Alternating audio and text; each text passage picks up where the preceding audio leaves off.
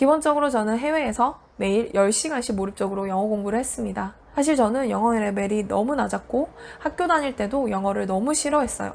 저는 영어가 싫어서 일본어로 공부했던 사람입니다. 캐나다에 입국할 때 입국 심사대에서 아주 간단한 영어도 알아듣지 못해서 인터프리터가 와서 통과됐고 학교의 레벨이 1에서 8까지 있었는데 저는 2단계였습니다. 1단계는 A, B, C, D도 모르는 수준. 저는 그래도 한국에서 수능을 본 대학생이었기 때문에 A, B, C는 알았습니다. 저는 독해 실력도 형편이 없었고 단어도 잘 몰랐기에 원어민 레벨의 영어를 하기 위해서는 더 많은 시간과 인풋이 해외에서 필요했습니다. 기본적인 문법과 어느 정도의 기본이 있는 사람들보다 저는 더욱더 많이 공부를 할 수밖에 없는 상황이었습니다. 그런 저에게 심지어 원어민이 되고 싶다라는 강박이 해외에 간 지 3일 만에 저를 영어로 꿈을 꾸게 했어요. 제가 듣기로는 영어도 못하는데 잠꼬대를 영어로 했다고 하네요. 기억은 못합니다. 잠꼬대니까요. 근데 어찌나 크던지 친구들이 저한테 맨날 영어로 시끄럽게 잠꼬대를 한다고 입 좀 다물라고 그런 말을 했던 기억이 있네요. 아마 그 전날에 공부했던 표현을 그냥 말했을 것 같다는 추측을 해봅니다. 그 정도로 제 무의식에 사로잡힌 영어에 대한 열망이 엄청났습니다. 이 정도의 열망을 한국에서 만들 수 있다면 저는 한국에서도 충분히 유창한 영어 실력을 끌어올릴 수 있다고 생각합니다. 자, 그러면 그 방법에 대해서 이야기해 보겠습니다. 1번, 왜 내가 영어 공부를 하는지 그 이유에 대해서 잘 생각해 보기. 여기서는 강한 동기부여를 위해서 이것이 필요합니다. 2번, 내가 원하는 수준의 영어가 어느 정도인지 잘 파악하기. 이것이 초급 탈피인지, 중급을 원하는 것인지, 고급을 위한 영어인지. 3번, 열정을 스스로 끌어올리거나 위드리아 채널을 보며 동기부여를 통해 한국에 있지만 외국에 있는 것처럼 나를 만들기. 4번, 본인이 좋아하는 장르의 영화나 드라마 하나 선택하기.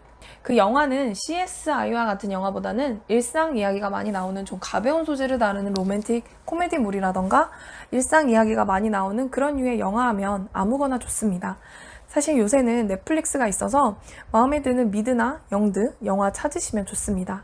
그리고 그 영화가 욕이 많이 나온다거나 흑인 소울이 가득하다거나 너무 알 수 없는 개그를 무수히 하는 영화도 별로입니다. 일단 그런 영상은 슬랭이 너무 많고 이해할 수 없는 서양 개그가 나와서 어려워요.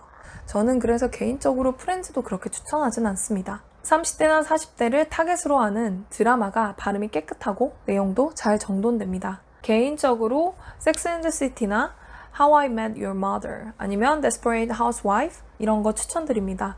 영화는 로코물이면 뭐든 괜찮습니다. 5. 성인물은 아무리 봐도 어렵다고 느낀다고 생각하면 만화도 괜찮습니다. 만화는 슬랭이 많이 없고 느리고 발음이 깨끗하고 확실해서 좋긴 한데 만화의 조금 단점이라고 하면 영어 특유의 발음을 똑같이 낼 수 있으려면 화자의 입을 봐야 되는데 만화는 입 모양이 자세하지 않습니다. 그래서 만화로 하시다가 적응이 되시면 나중에 사람이 나오는 영상물로 넘어가시면 좋습니다. 6. 언어는 배우기가 재밌어야 합니다. 안 그래도 어려운 언어는 그 컨텐츠가 무조건 재밌어야 됩니다. 그냥 거두절미하고 재밌어야 돼요. 그렇기 때문에 영화도 내 스타일인 것을 고르세요.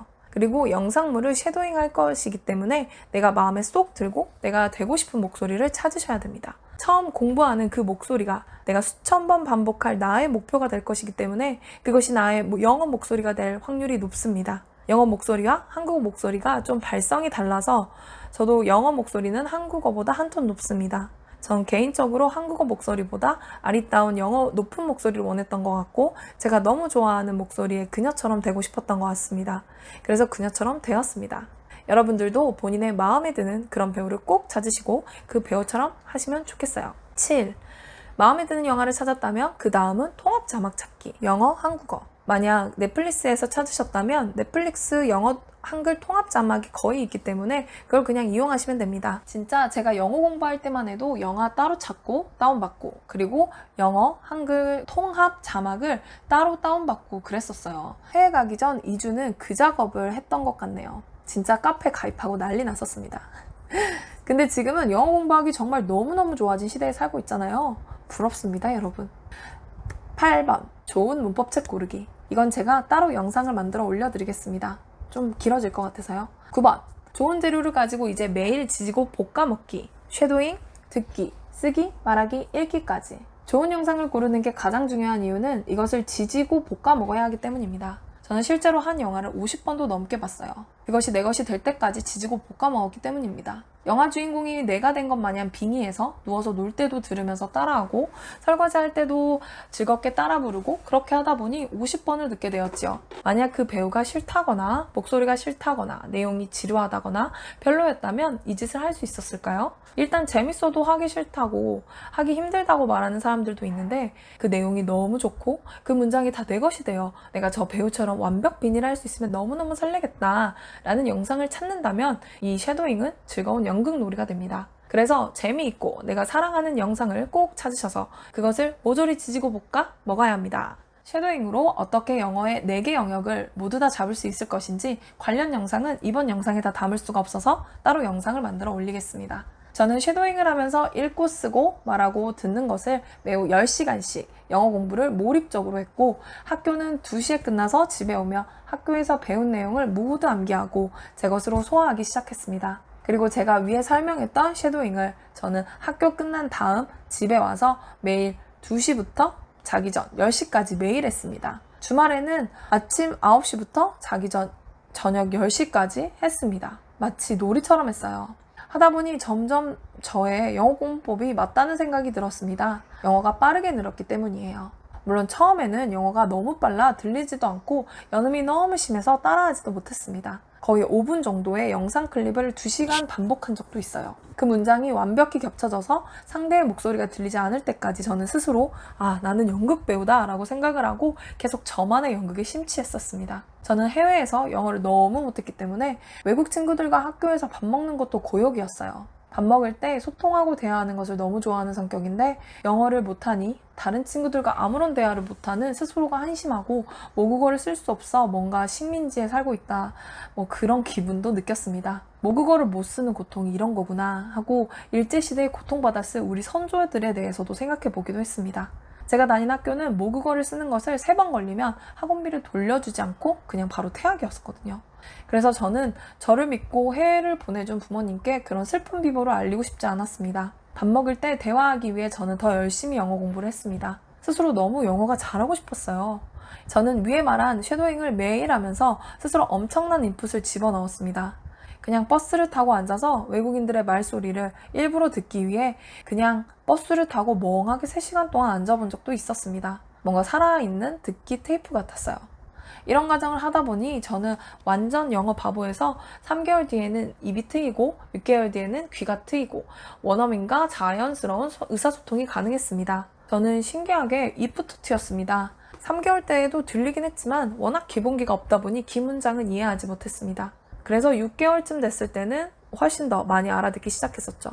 그리고 이런 모든 과정을 해내고 나니 영어가 너무 싫어서 일본어 공부나 했던 제가 1년 3개월 뒤에는 왜 캐나다에서 태어나셨나요? 교포신가요? 하는 소리까지도 듣게 되었어요. 물론 영어로 들었겠죠. 사실 해외 경험이 있으신 분들은 다들 아시겠지만 1년 정도 해외에 있다고 교포 소리 거의 못 듣습니다. 그 원어민 친구도 자기 회사 동료 중에 7년 정도 캐나다에 산 친구가 있었는데 저보다 영어 실력이 떨어진다고 말해주었어요.